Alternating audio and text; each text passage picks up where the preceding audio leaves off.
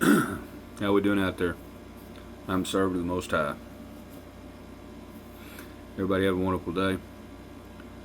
I was up at the city yesterday. Uh, I made up 80 bags and went up there and handed them out, and to the homeless. And there was 80 people. And I go, Father, just how do you do it? How do you do this? And I met quite a few up there and talked with a few and seen some things that wasn't quite right. So I'm going to make another trip up and see what that's all about. But anyways, maybe you caught that on Twitch. It was a good experience. Even though they say the system's not broken, we're doing the very best we can. Yep. But anyways, temptation. Hebrew, Mashah. Greek, as parasimus, means trial or proof. It is essentially the distinction between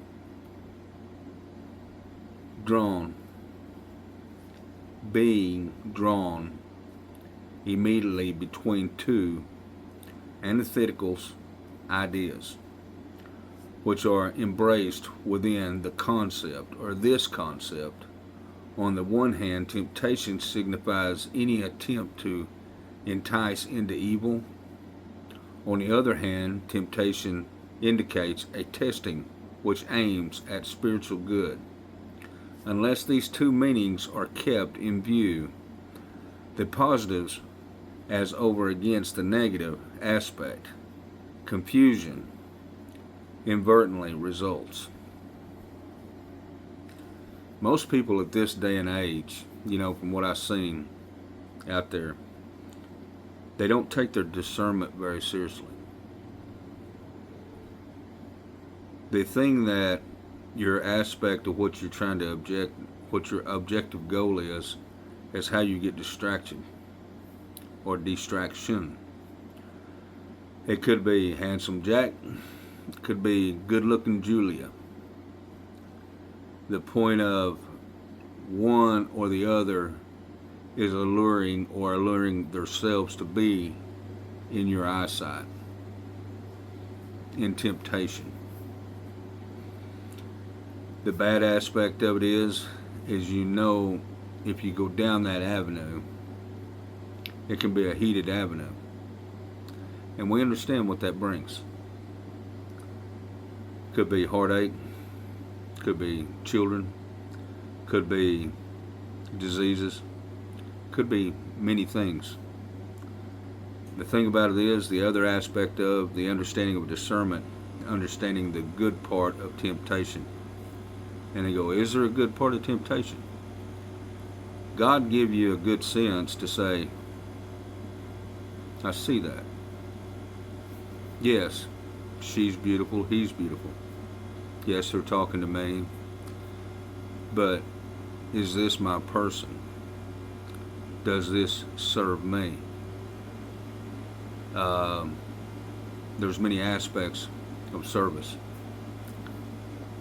And the point of it being is you understand that you hear a different language coming forth out of their mouth, which could be the curses, the understanding of decree and curse. Do we use that in our discernment? Or is it just naturally the way the environment is around you, it's just heaped with a double tongue, the cursing? Do I want that for my children if I have children with this person? Do I want this in my household to keep my household spun up and out of control? Or do I want reverence in my house? How does this gentleman treat me? How does this lady treat me? The understanding of good temptation and bad temptation. No thank you. I don't think I'll have that cheesecake today. Understand how that, nope, I'm good. My sugar level's just fine. You know, I'm losing a few pounds anyways. Thank you very much.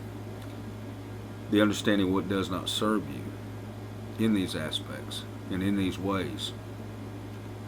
The temptation of Adam and Eve. Do we understand that Eve was tempted by the snake, Satan?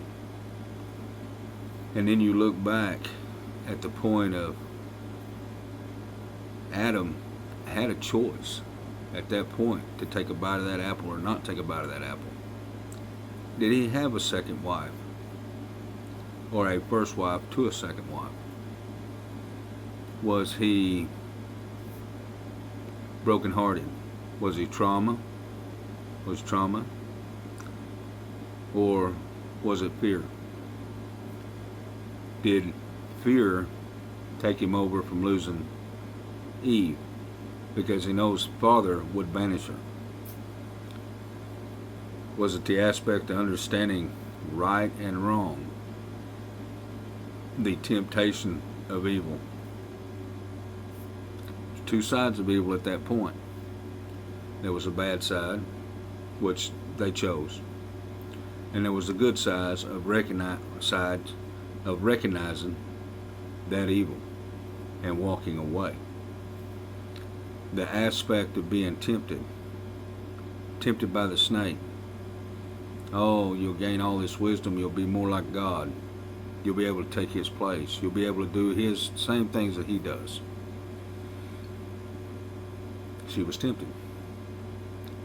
Adam, he wasn't tempted. He had to make a choice of loss or a choice of the trauma of having loss. You know, I go to a lot of aspects in between trauma, fear. And back then, they didn't call it mental health, but the understanding of temptation. This is only 15 lines in between a full page of temptation. So understand that how you can be tempted, but you got to realize that there's two restraints. You've heard it. There's two types of temptation. There's the good temptation that tells you to recognize what evil will be, how bad that can be for you, how bad that temptation is. There's the evil temptation. Am I lured into that? Do I take up that cause? Do I want to lose what I have? Do I want to be in judgment? So I look at Handsome Jack or Glamorous Julie and realize what they're saying to me. You see them, you're talking with them, they're alluring, they're being infatuated with you one way or the other. And you listen to their conversation. Are they heaping curses? Are they using the words that you wouldn't want in your household? One way or the other, male or female, whatever it would be. Do you realize that you want reverence in your household? You want somebody to stand and lead, or you want somebody to be in service, to understand that they have to trust you 100% with everything that they have and everything that's going on in their life for you to be with them. How does this work? Both of you are in service to each other at that point. But you got to understand, you have to really take time and interview your person. Understand temptations, the two sides of it, the good side and the bad side. Anyhow, I've got you about 10 minutes. You're wise. You spent time with the Father today? Precepts, statutes, commandments, testimonies. Have you helped somebody? Just reach out and give a hand to anybody you can. Just be wonderful people that I know you are. You are the children of God. Anyhow, spend time with the Father. Spend time with your precepts, statutes, commandments, testimonies. Keep Jesus on your lips. Because nobody comes to the Father except through the Son. Anyhow, I'm servant of the Most High.